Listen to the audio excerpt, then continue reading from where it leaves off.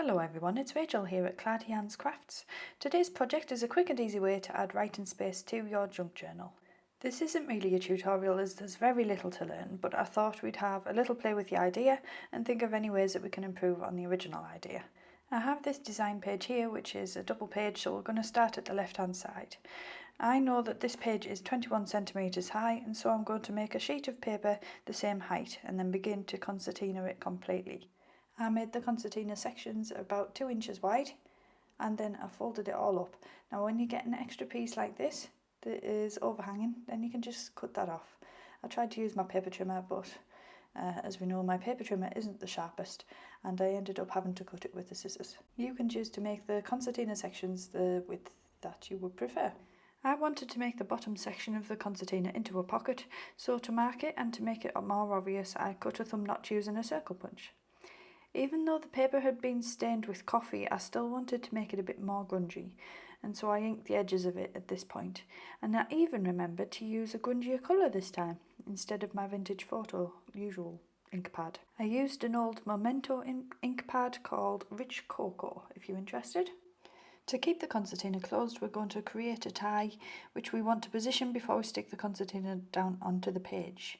I'm taking a piece of hairy wool and tying it around, finishing with a nice bow at the front so that we know where the position needs to be.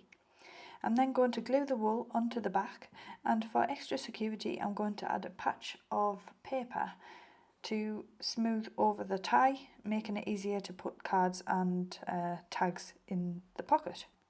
I cut the paper patch from a scrap of the paper which was cut from the concertina at the start. This bit isn't going to show, so it doesn't need to look pretty. However, it does need to be securely glued so that the tags don't catch on the edges when they're inserted into the pocket. It's easier to use paper rather than card for this, because it will mould to the shape of the wool or ribbon and create more contact and therefore more security.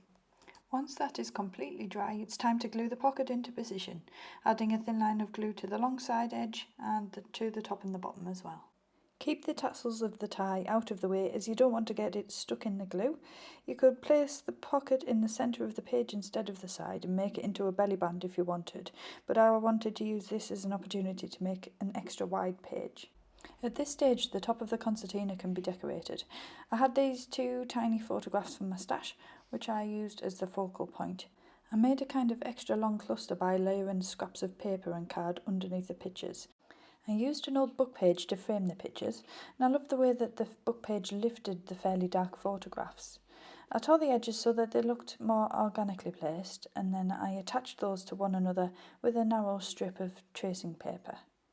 I mounted the now joined images onto a scrap of greenish card and layered the purple polka dot one behind.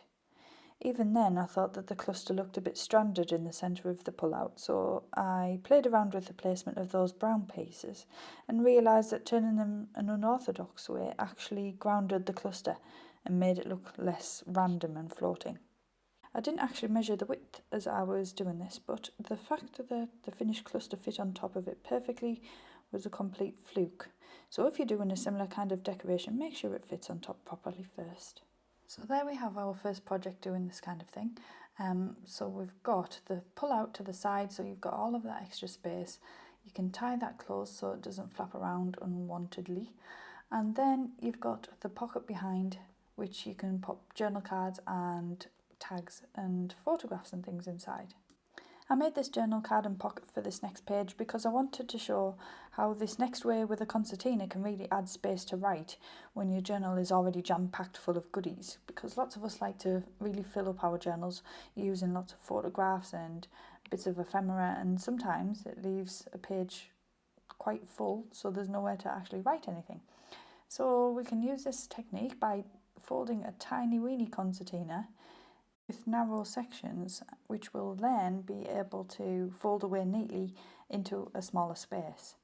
Once I'd folded this piece, I kept it folded up and then dipped the edges of the folded edges into the ink so that I was left with lots of lines, which I thought would be excellent for writing space. So when I open this out, you can see how we've got some faint lines there, and I didn't make them perfect because, you know, we're doing a grungy style and it's going to be kind of vintage as well, so I didn't worry about getting perfectly defined lines. Because I was using paper, the ink showed through on both sides, so therefore every stripe, if you like, of the folded pieces was defined with the ink. I wasn't making a pocket this time, so I didn't need to worry about making a smooth entrance at the back of the string, so I could just glue that down straight away.